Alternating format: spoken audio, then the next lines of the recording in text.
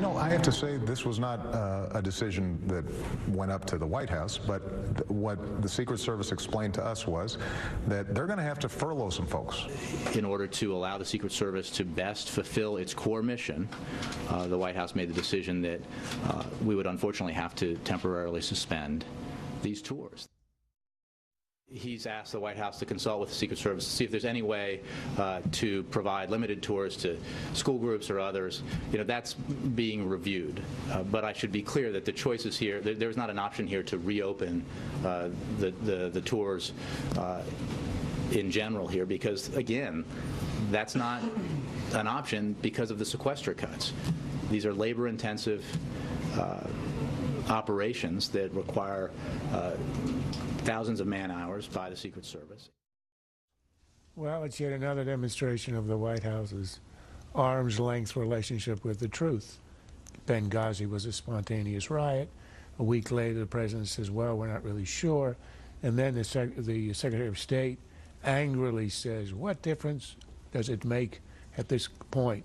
And everybody considers it a brilliant retort, or it was an empty bluster and challenge that nobody picked up. The difference it makes is that truth matters, and the origins of all that, what's happening in North Africa, really matters. This is a more trivial example, but again, it always has a point. And the point was to shut down the tours deliberately as a way to apply the pain of the sequester in a way that would be unmistakable, it would be out there, and then you could then return and blame the Republicans, which is the way the administration has handled it. Now, actually, it worked. It didn't help them. People understood this was a cynical move. If the president had cut out one of his golfing trips by the new calculations, he could have had 3 months of kids going through happily on White House tours. So he can make choices. He didn't. And now he puts out story A, his second story is out there, and then he leaves it up to Jay Carney to do a little gymnastics and work it out. We don't have an immediate crisis in terms of debt. In fact, for the next 10 years, it's going to be a sustainable place. Charles, this is what he said in 2008.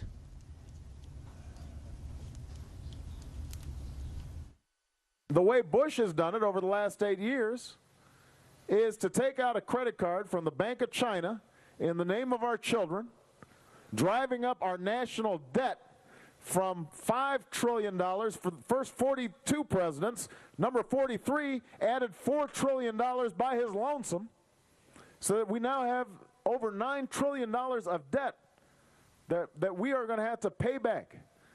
$30,000 for every man, woman, and child. That's irresponsible. It's unpatriotic. Unpatriotic. Yes, and extremely hypocritical. As I was saying, arm's length relationship with the truth. Truth for the president is what you can use. He used it then, and now he's got a new truth, and he'll use it now.